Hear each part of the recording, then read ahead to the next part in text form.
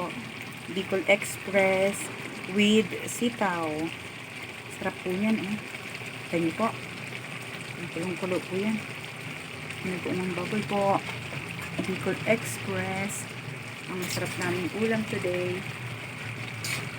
Yan, may sili po. Hindi ko po piniga kasi may mga bata, eh. Yan, hindi ko siya masyadong piniga. Yan, pagmamantikain po natin yan. Sarap po niyan. Yan, napakasarap po niyan. Ginugoong ang baboy.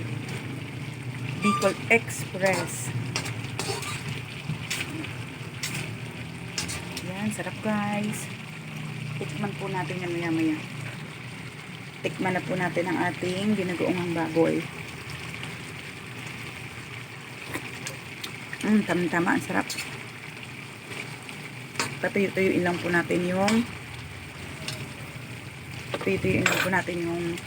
sabaw niya para yung nag-oil siya, yung nagmamantika. Yun po yung masarap dito sa ginugoong baboy, yung medyo matuyo-tuyo na yung kanyang sabaw. Ang dinamnam po niya, tama-tama lang ang alat. Konting bagoong lang kasi nilagay ko, konting bagoong alamang. Ayan, pagkasarap po niya. Yummy po yung aming ulam today. Hanggang gabi na po yan. Budget. Pag ano pa, baka abutin po yan ng almusal ng umaga. May suka naman po yan, kaya hindi siya basta-basta napapanis. Kahit hindi siya ilagay sa rep.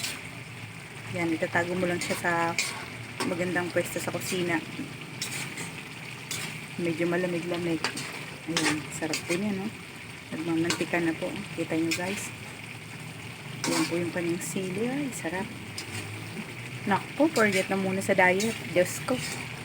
Baka nakaraang kaserola lang, tuwali na ang kait. Ang gagawing pinggan. Yan. Naka-medium ano lang po yan. Natin ang apoy.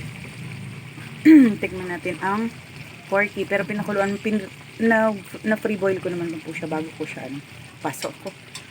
Takuluan natin. Tikman na po natin. Lagyan natin ng konting sabaw. Ang ating ulam. Oh, wow, sarap. Tikman na po natin.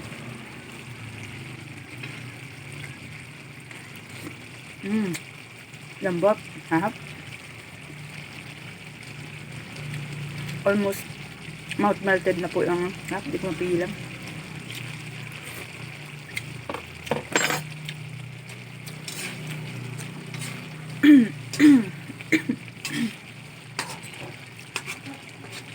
Sarap.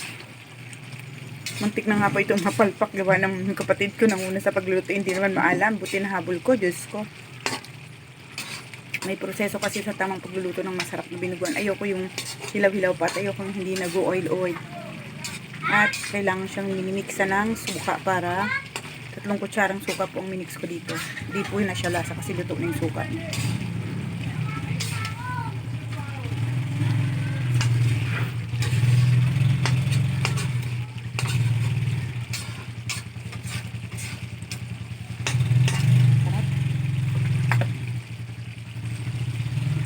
Sa pangtikim. Tapos ayan. Saglit na lang po yan guys. Tapos hahangin na po natin. Sarap.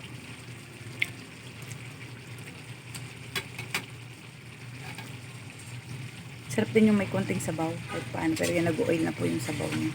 So pwede na po yan. Totoo na rin yung sili niya.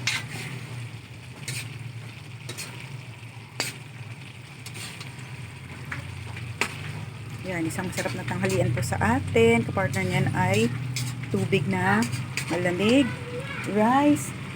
Ay, wow. Tapos ang dessert po namin ay yung mga gulamang hindi namin naluto ng December. Niluto po namin. So, napakasarap po. Yun yung dessert. So, yun yung ulam natin. Pwede na po siyang batayin. Sige po. Bye-bye guys. Kamay-kamay na lang. Bye-bye. Sa masarap naming ulam today. Thank you. Bye-bye.